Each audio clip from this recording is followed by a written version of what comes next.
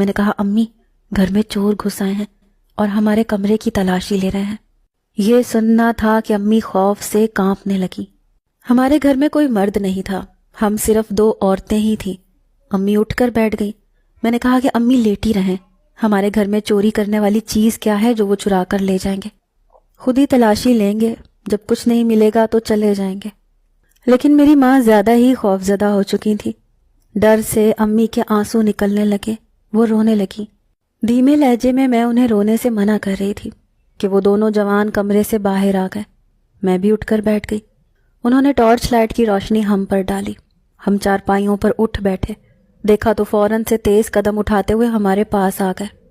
ہم ماں بیٹی کی جان اس وقت ہوا ہوئی جب پسٹل اس نے ہم پر تان دی۔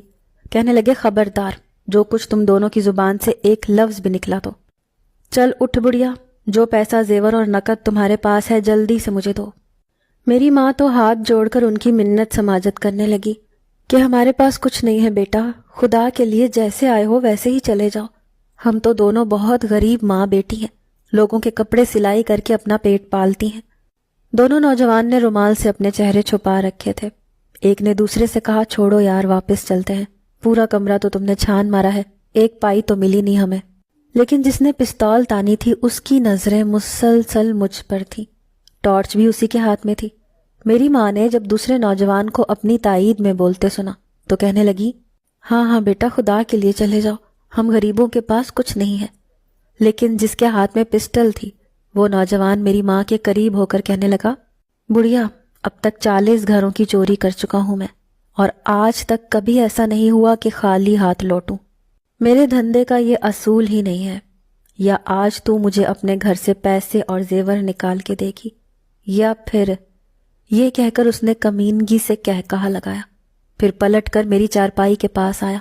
میں خوف کے مارے ذرا سا پیچھے ہٹی تھی۔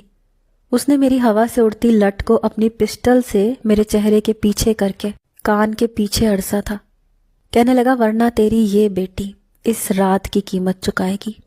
یہ سننا تھا کہ میری ماں کی دبی دبی چیخیں بلند ہوئی تھیں۔ میری ماں رونے لگی۔ مجھے لگا کہ جیسے آسمان میرے سر پر گر گیا ہو، یا میرے جسم سے کسی نے میری روح کھینچ لی ہو۔ میری ماں ان کے سامنے ہاتھ جوڑنے لگی، کہنے لگی نہ نہ بیٹا، ایسا کچھ مت کرنا، میری بچی بڑی معصوم ہے، اسے کچھ مت کہنا، میں تمہیں دیتی ہوں پیسے۔ یہ کہہ کر میری ماں کھڑی ہو گئی۔ وہ شخص خباثت سے ہنسنے لگا، اپنے ساتھی کو کہنے لگا دیکھ لیا تو نے، بڑھیا نے بڑا کچھ چھپا کے رکھا ہے۔ دکھتی رگ پر ہاتھ رکھو تو سب کچھ باہر آ جاتا ہے۔ سیکھو مجھ سے کچھ، آگے تمہارے